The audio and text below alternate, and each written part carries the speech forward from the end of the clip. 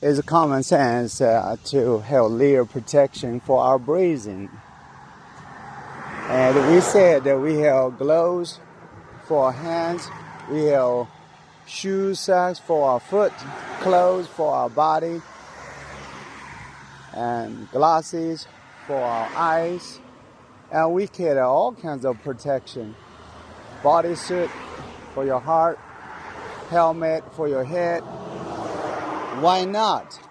Why not have something for long? Why not have something for long? A daily protection. You know, it's a common sense that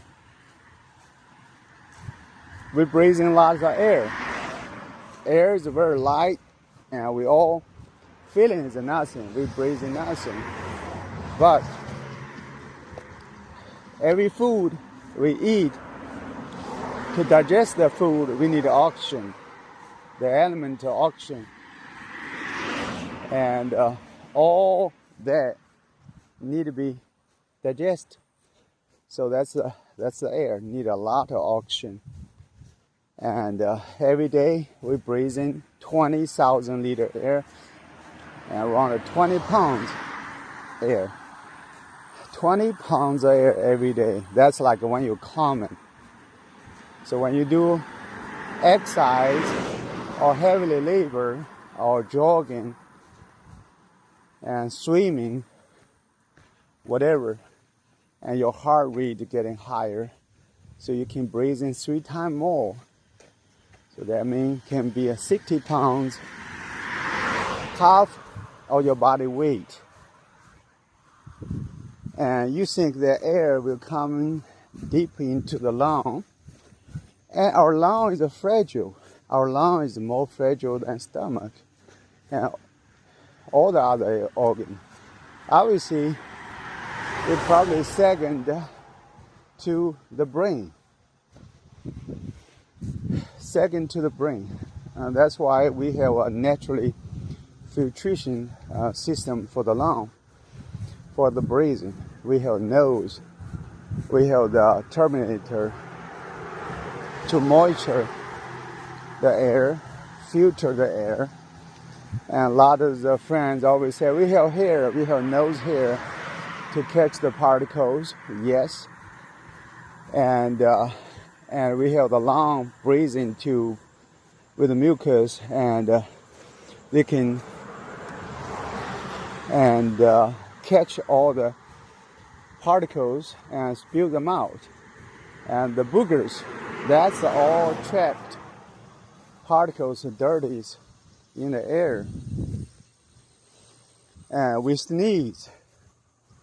That's a particle trigger the natural response. You will spew them out. But from time to time, that's not enough. That's why people get sick. People get sick with the nose, respiratory system, you get a COPDs, you get a lung disease, dysfunction, all kinds of disease because the air we breathe in.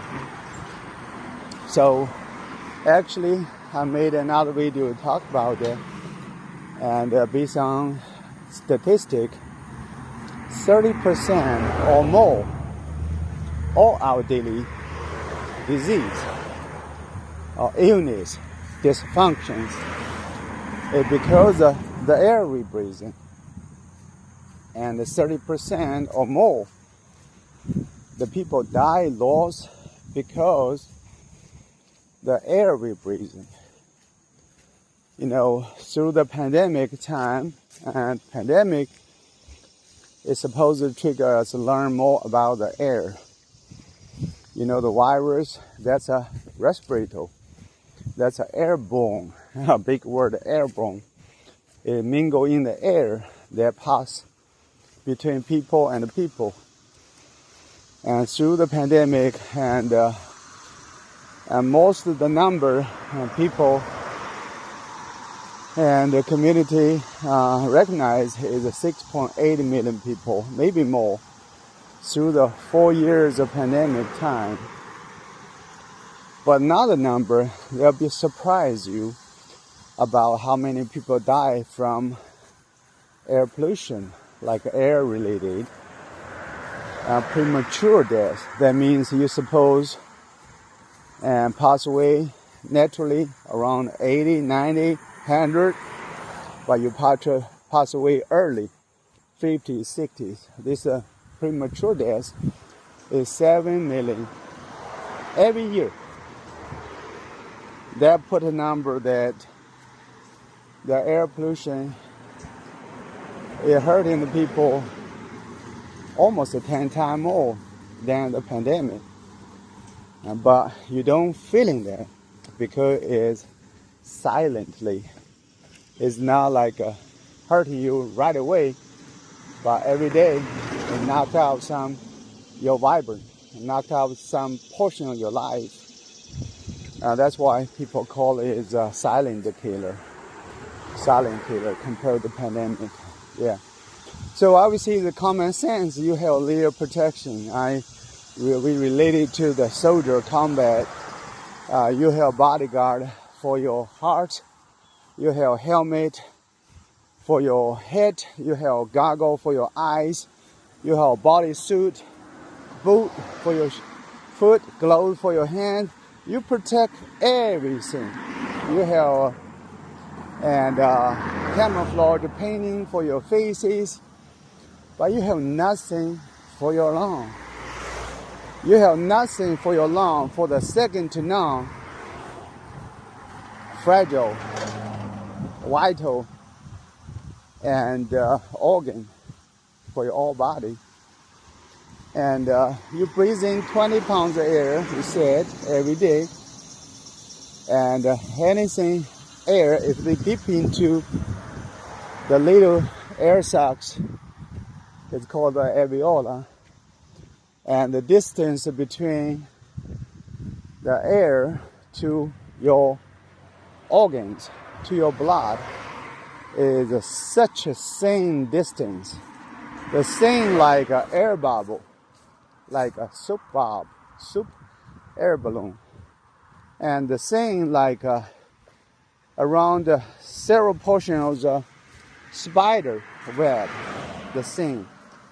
If you get you get an awning, you peel the awning, the skin, the awning, the same layer, clear, same layer awning. That one's around like 50 times thinner than that. It's around like 100 times thinner than your hair. Will you think that is a problem? You allow some small particles or danger come deep there to hurting us. We don't want our body and receiving any foreign objects. You know, even for the vaccine, people don't take that.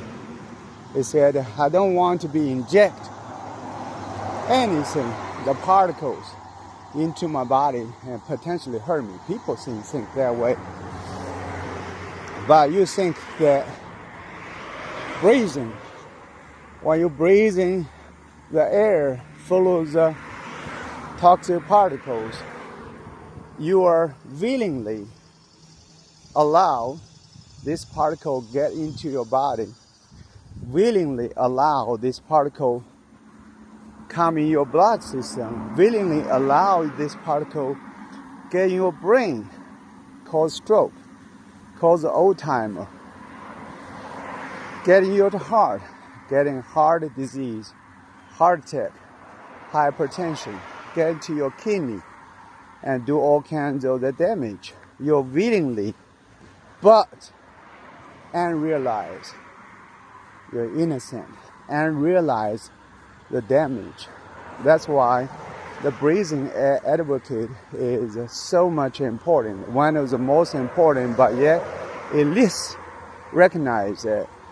So you think about the people breathing smoke particles, wherever is work related, a lot of wildfire smoke, they're hurting you. If you're in a heavy smoke environment, you battle the wildfire. It can be you stay in there one day, you lost another day of your life. If you're in a heavy cooking environment, a lot of cooking fuels, the air quality is worse than some other countries that the media always talk about, that they have so much worse air. People will lose 10 years life. You are in a clean country, but the work environment you work in, you can lose 10 years life.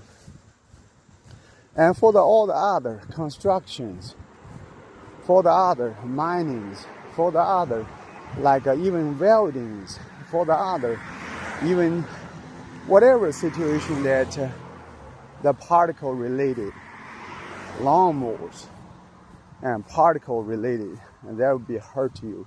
So it is a common sense you get the filter out.